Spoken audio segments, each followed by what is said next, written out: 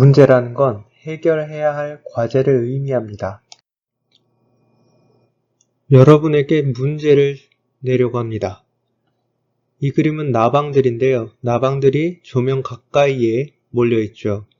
자, 그러면 과연 나방은 지능이 있을까요? 잠시 영상을 멈춰놓고 생각해 보시기 바랍니다.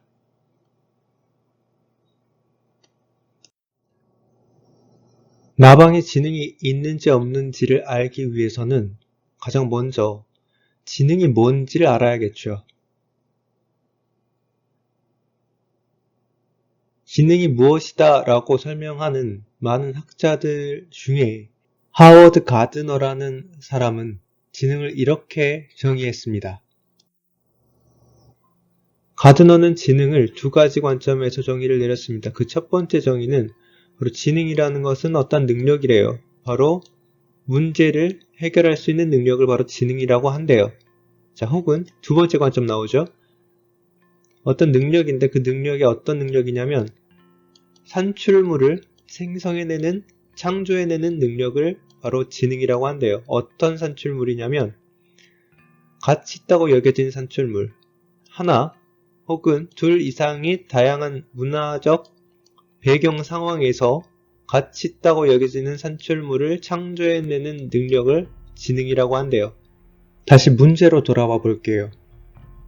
과연 나방은 지능이 있는가?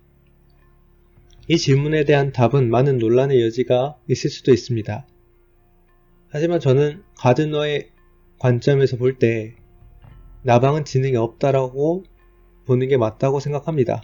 왜냐하면 지능이라는 것은 어떤 문제를 해결하거나 어떤 가치 있는 산출물을 창조해내는 능력을 지능이라고 하는데 이런 지능을 나방이 가졌다고 보기엔 너무나 어렵습니다.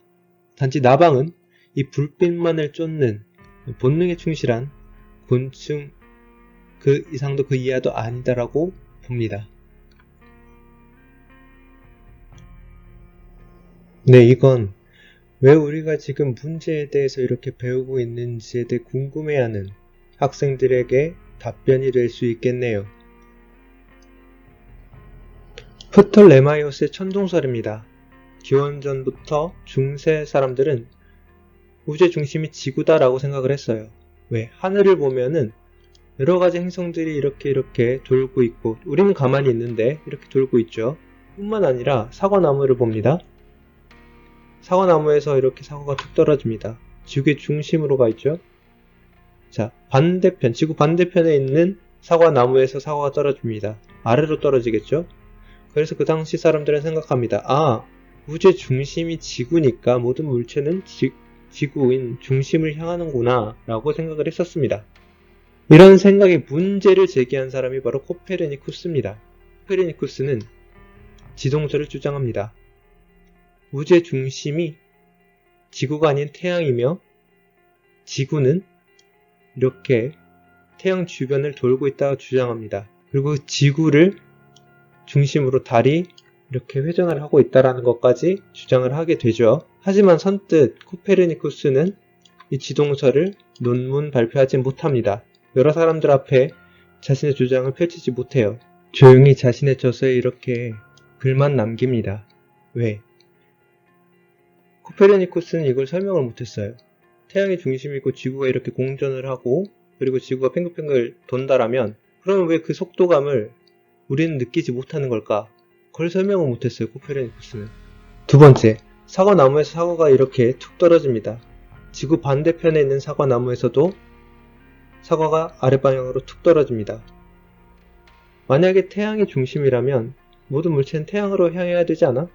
사과가 이렇게 툭 떨어지는 게 아니라 태양으로 이렇게 다 가야 되는 거 아니야? 라고 그 당시 사람들은 아마 질문을 했을 겁니다. 그 질문에 대한 답을 코페르니쿠스는 하지 못했죠.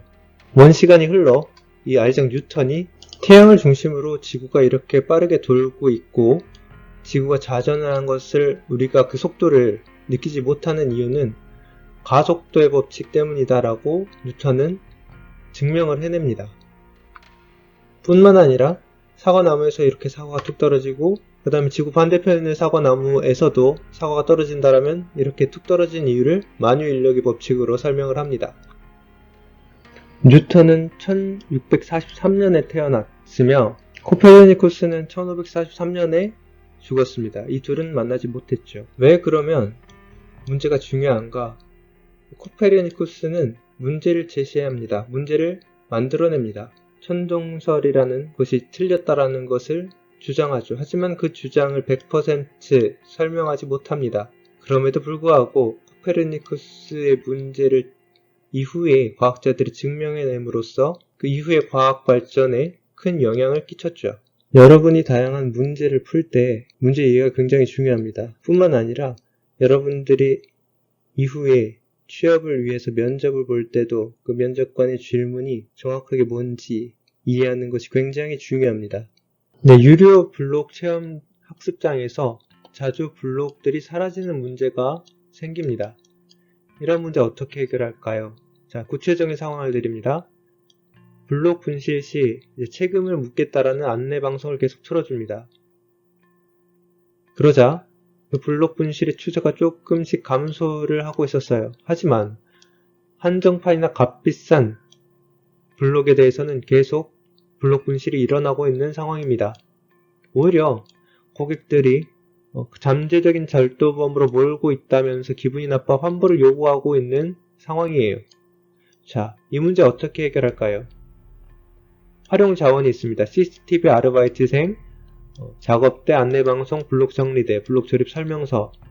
이 활용 자원의 일부 혹은 전체를 사용을 해서 이 문제를 해결해 보세요. 자, 잠시 영상을 멈추고 고민해 보는 시간을 갖도록 합니다.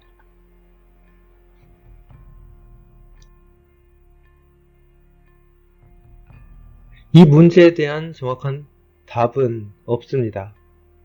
하지만 분명히 문제를 이해하고 답변을 해야 하는 상황입니다. 문제 이해를 하지 않고 답변을 하게 되면은 예를 들어 이렇게 답변을 했다 칩시다. 방검사를 하겠습니다 라고 하면은 그런 해결책을 제시했다고 칩시다. 문제 이해를 제대로 하지 않은 해결책이겠죠. 지금 문제에서 고객을 잠재적 절도범으로 몰고 있다면서 기분을 나빠하는 고객이 점점 늘고 있는 상황에서 가방검사까지 하겠다라면 그 기분이 나쁘겠죠. 이런 답변은 문제 이해를 제대로 하지 않은 답변입니다. 앞의 문제는 삼성 최종 면접 문제였습니다. 보시면 창의성 면접의 문제 해결 능력 파트에서 나온 문제입니다. 문제 이해를 제대로 하고 답변을 한 면접자들은 좋은 점수를 받았을 것이고 문제 이해를 제대로 하지 못한 면접자들은 좋은 점수를 받지 못했겠죠. 네, 이건 앞에 블록 분실 문제쯤이야. 시간만 주면 난 충분히 풀 수 있어 라는 막연한 그 자신감을 가진 학생들을 위한 파트입니다. 네, 이 건물은 미국의 수도인 워싱턴 내에 있는 미국 3대 대통령을 기리기 위한 제퍼슨 기념관입니다. 문제 드릴게요. 이 제퍼슨 기념관에서 심하게 부식되고 있는 벽 때문에 관광객들이 불만을 계속 표출하고 있습니다. 보수 공사를 해도 얼마 시간 지나지 않아서 다시 벽이 계속 부식되고 있습니다. 뿐만 아니라 비둘기 떼들의 그 배설물 때문에 청소 근로자 고용 비용 또한 계속 증가하고 있는 상태입니다. 자, 여러분이 새로운 관장이라면 어떻게 이 문제를 해결할 수 있을까요? 고민해보는 시간을 갖도록 합니다.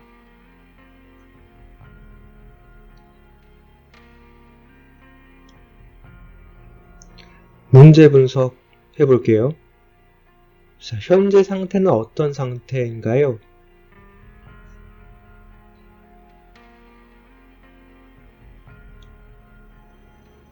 네, 바로 기념관의 벽이 지속적으로 부식되고 있는 상태죠.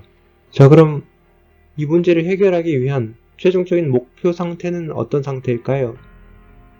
어떤 교과서에는 이 목표 상태를 해결 후의 상태라고 정의한 교과서도 있어요.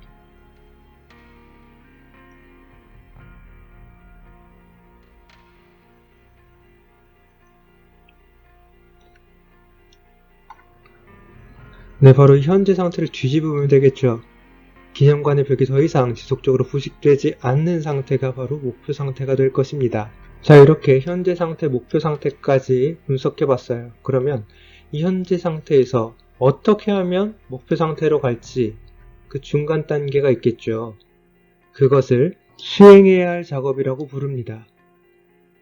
현재 상태에서 목표 상태까지 가려면 어떤 일을 수행을 해야 될까요? 잠시 영상을 멈춰놓고 생각해 보도록 합니다.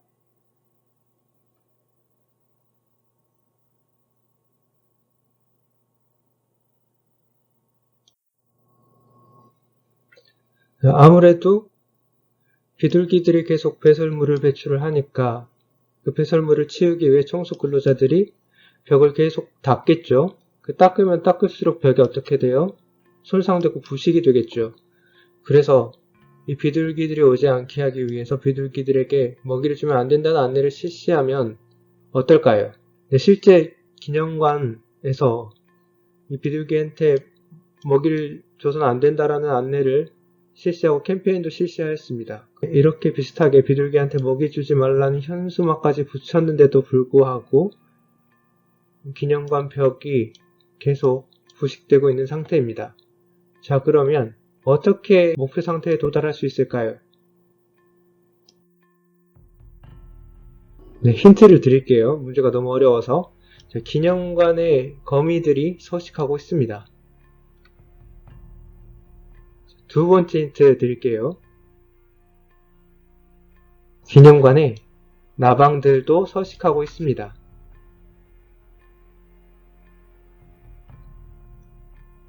자, 힌트 세 번째 갑니다. 아래 기념관 사진에 그 답이 있습니다.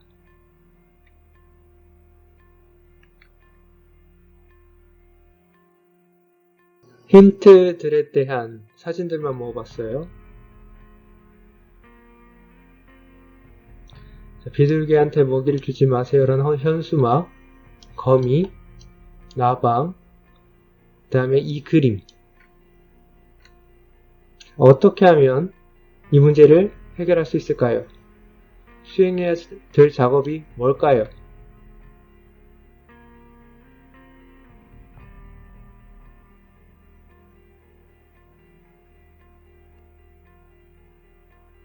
네, 이 사진들의 연관성을 깊이 고려해보면 좋겠어요.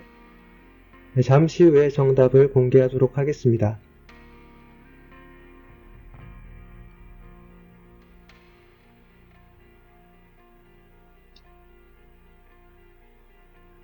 정답을 공개하기에 앞서 조금만 시간이 있으면 이 문제 확실하게 해결할 수 있다고 생각한 친구들은 잠시 영상을 멈춰도 좋습니다. 자, 그러면 충분히 문제를 분석했다라고 생각하고 정답을 공개하도록 하겠습니다.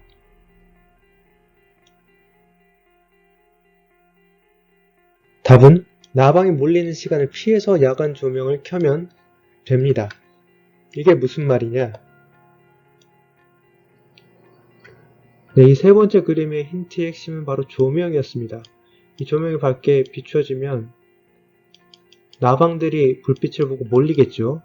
앞에서 나방 그림 설명하면서 지능 얘기하면서 나방들이 불빛만 보면 본능적으로 다가간다라고 설명드렸죠. 나방들을 잡아먹기 위해 거미줄을 칩니다. 거미들이 벽 주위에요. 그러면 벽 주변에 거미들을 잡아먹기 위해 비둘기들이 모이겠죠. 자, 그럼 비둘기들이 배설물을 배출하면 벽에 막 묻겠죠. 그럼 그 벽을 청소하기 위해 청소부 아저씨들이 계속 그 벽을 닦겠죠. 그럼 닦으면 닦을수록 어떻게 해요? 벽은 부식됩니다. 네, 그래서 나온 해결책이 바로 나방이 몰리는 시간을 피해서 이렇게 야간 조명을 켜게 되면은 이 조명이 아무리 밝더라도 나방들이 몰리지 않겠죠. 나방들이 몰리지 않으면 거미들도 몰리지 않겠죠. 거미들이 없으면 비둘기들이 거미들을 잡아먹기 위해 오지 않겠죠. 비둘기들이 없으면은 비둘기 배설물이 이 벽에 묻는 상황이 일어나지 않겠죠.